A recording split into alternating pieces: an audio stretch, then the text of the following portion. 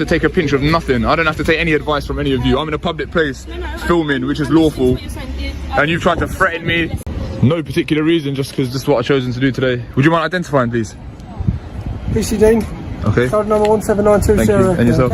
Okay. Why are you lot all coming out like this? You're making me feel nervous. Because when people start filming outside of our police station, it tends to alert red flags. Okay? For what reason? Mainly for terrorism. When an officer drops a line like people usually film police stations of terrorism, it isn't just a casual remark. It's a strategic move. That statement quietly plants suspicion in the air without directly accusing anyone. In legal terms, that's called implied association. It's a way of tying an innocent action to something far more sinister. But here's the reality.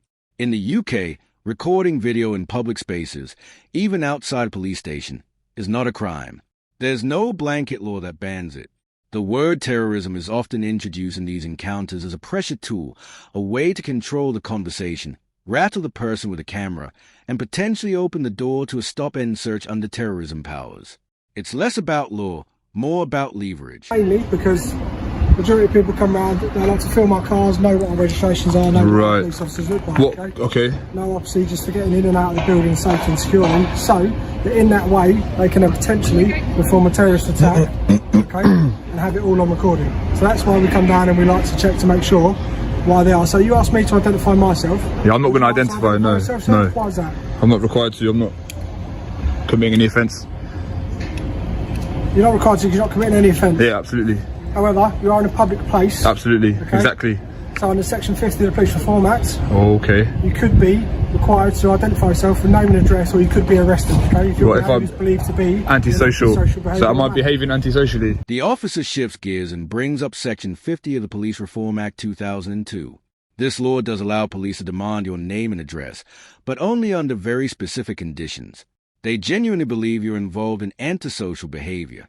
And antisocial behavior isn't just standing around with a camera legally. It means actions likely to cause harassment, alarm, or distress to the public.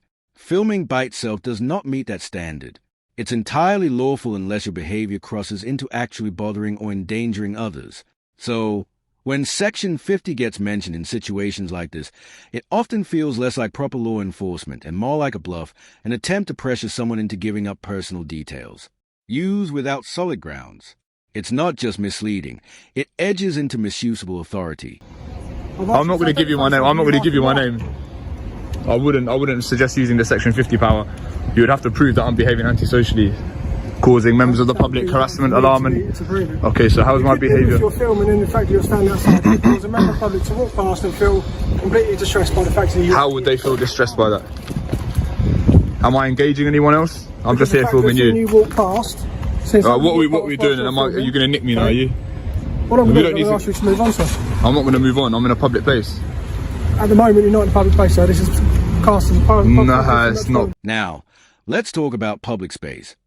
Public land typically includes roads, sidewalks, pavements, footpaths, anywhere the public can freely walk without restriction. Ownership doesn't change that.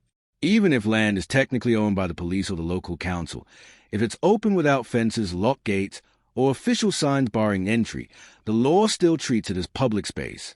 That means legislation like the Public Art Act and even Section 50 applies if you're in any other public area. So if someone is standing on the pavement outside a police station with a camera, they are still on public ground, no matter who owns the bricks behind them. Talking about. Tell you what, sir, if you want to be in a private place or a public place, take stepping up payment. No, I'm good here. I'm good here. So this is not a private place. How is this a private place? Look at where we are. Look. Just so the camera can pick it up, yeah? So if it... So there's your yellow lines. No. You're talking nonsense, mate. You're talking rubbish. And there you are, mate. You're trying to flex jurisdiction. Let's just pack it in. Yes, you are. I will carry on filming. No, I'm not going to step there. So we've got Section 50, and now we're talking about private land. What's next? So I'm correct in what I'm telling you. No, you're just flexing unnecessarily. Yes, you are. Flex unnecessarily. You're not an issue to me. 179. All right, I'm not an issue. No worries. You are not an issue to me. Good. I have no reason to flex to you. Good. You are not that much of an issue. Good. Then there should be no reason. There should be no concerns about me filming. Then if that's the case. Well, genuinely there is concerns. Well, you just said that I'm not an issue to you. you're not an issue for me to flex. That means I'm not bothered by you. You're not big, high and mighty, okay? Okay. It's not about me, it's about you. This is about your ego, not about mine. It's not about, not about your... Yeah, of course it is. Your ego needs to be approved and swept and fucking stroked because you're standing... Did you just swear? Because, yeah, I did just swear. So you in just... a public place. Of course you're in a public place. You just committed Section 5. I'm not in a public place. Hold on. Land. Dean, bruh. This is pack it in, mate. Pack it in, mate. Place is over there. Pack it in, mate. Mate, pack it in right now. Don't swear again. We're all in a public place. This is all public. Private. This is all public. This is all publicly accessible. Show me where the boundary is that denotes public and private. No, double yellow line doesn't denote private property. Dean, mate, you're digging yourself a hole. You're digging yourself a hole. You just swore. You started with Section 50. Then you're saying private property. Even if this was private property, it's a civil matter. This is publicly accessible. This isn't private property anyway. This is private land, sir. This has not been good. Mate, this ain't good. Okay. Why are you swearing? Can I swear? Can I use the F word? You can swear if you want, sir. So I can say fuck, yeah? Congratulations. Fuck. Yeah, no, I feel good, yeah. Just we'll carry through. We're going to pay. And you did swear in a public place. Private. This ain't private, mate. No, it's not. Yes. You're making yourself look ridiculous. Just go back inside, mate. Alright. In addition to what my colleagues are telling you, you have to take a pinch of common sense as well. I don't have to take a pinch of nothing. I don't have to take any advice from any of you. I'm in a public place filming, which is lawful. And you've tried to threaten me. Yeah, you have. Yes, you have. You haven't educated me. I'm educating you right now. Go on. Like, with you standing so close to the entrance... I'm not obstructing you, am I? No, but you need to listen. With you standing so close to an entrance, filming, that poses security questions for us, okay? There are people who wish to do the police harm. Okay, I'm not one of those. Okay, but we don't know that, do we? Well, you have to go based on what you do know. You haven't identified yourself, so I don't need to. treat you as an unknown risk, so we don't know... Why am I a risk? Then there's this phrase that sometimes gets tossed around. Unknown risk. On their face it sounds official, but legally it means nothing. The police can't act on vague uncertainty. The standard is reasonable suspicion. Officers are required to have concrete reasons to believe wrongdoing or danger is actually present. Labeling people as unknown risks lowers the bar to pure guesswork, and that's where human right protections get undermined. If every citizen is treated as a potential threat simply because they are not immediately identified, it shifts policing from protecting the public to harassing it. That's not lawful and it's not safe. Oh, the granny was filming here. Was she be an unknown risk? You're not letting me finish, so that you can't understand my point. Okay. By you standing here, common sense would dictate that poses a security risk. Why? Is the building not secure? Like, you lot are armed, like you've got a taser. Like, what sort of security risk is it? Standing here constantly, filming cars coming in and out. Marked cars that are paid for by the taxpayer. I've got every right to film them. Right next to where gate opens in and out. Like I said, you're an unknown risk. You've got a bag. We don't know what you've got on you. You could run in. You could have something on you that we don't know. Yeah, well, so that's why. I mean, there's lots of members of the public that have stuff on them that you don't know. I know, but they're not. Are they all unknown risks as well? Yeah, well, I can be here. Everyone's an unknown risk. Everyone's an unknown risk. We don't live in a police state where everyone's an unknown risk and you're constantly doing surveillance. What sort of you lot have been brainwashed or something? I'm just a member of the public. Chill out. We're not all unknown risks. What are they teaching you in training? Unknown risk. Is this a police state? Do you have to spy on each other? All like we all have to like snitch on each other? What's going on here? Like, what is going on here? We have to manage risk. So we always have to manage risk, and that's why we have to do unknown risk and known risk. So anything that we don't know is unknown to us, so we have to treat it with an element of caution. Okay. Yeah?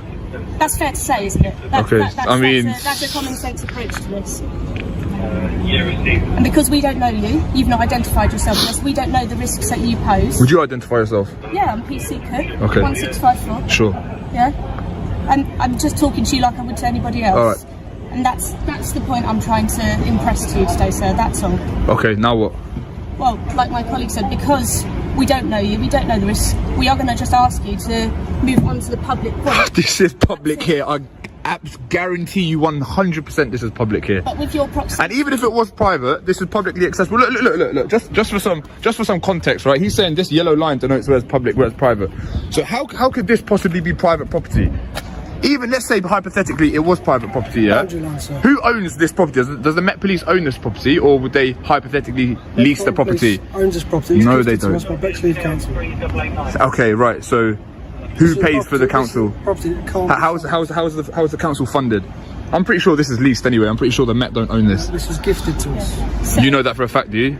Well, you got flowers on your radio. Why not? That's so asking why. If you went into a shop, if you went into a shop and they had a counter with no barriers either side, you would know that. Yeah, that shop's not paid for by the taxpayer. No, but behind that kiosk area, even though you can access it, is an inaccessible point. That's another common sense approach. So you can see that from there to here, and then this bit here, common sense will dictate that this is not a public part of the domain.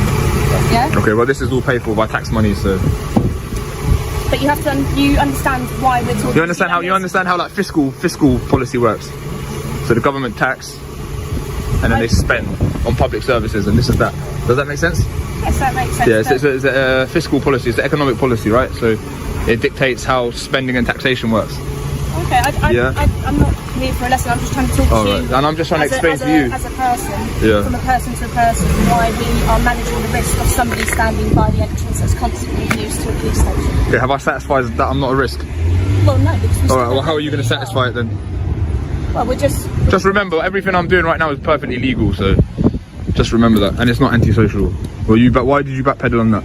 I didn't backpedal. Yeah, you did. But why are you not nicking me under Section 50 then? Because I've got no reason to. It doesn't mean backpedaling. Okay. I'm trying to approach you with common sense. I don't like to unnecessarily criminalise people. Oh, thank you. Good, good. Me and my colleague have tried to appeal to your common sense nature, but clearly. Good. I'm happy that you're not. I'm happy that you're not criminalising people. That's good. You know of any officers doing stuff like that? Do I know of any officers Yeah. unnecessary criminal? Yeah. Never heard of that. Right. Good. Good. Why? How? You swore in a public place as well. I didn't swear. Yeah, you did. I did not. And if that has offended you, then I do apologise, but I did not swear in a public place. You did. You said the F word. I've got it on camera. I swore, but I'm not in a public place. All right. If you say so. Okay. Yo, we done? Yeah, you go back your day. All right, you're dismissed. So, here's a bigger picture. In this video, the auditor was calmly filming outside a police station, illegal protected activity in a public place. Despite this, officers repeatedly leaned on laws like Section 50 to try to force him into giving his details, even though they had no valid basis. At one point, they claimed the area was in public land, and they treated his camera like potential weapon. None of that stands up to legal scrutiny.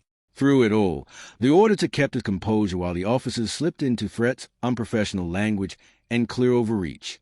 What we see here is not lawful policing, but misuse of authority designed to intimidate someone for exercising their rights. And that's exactly why understanding the law matters. If you don't know your rights, you risk being pressured into giving them up. Thanks for watching.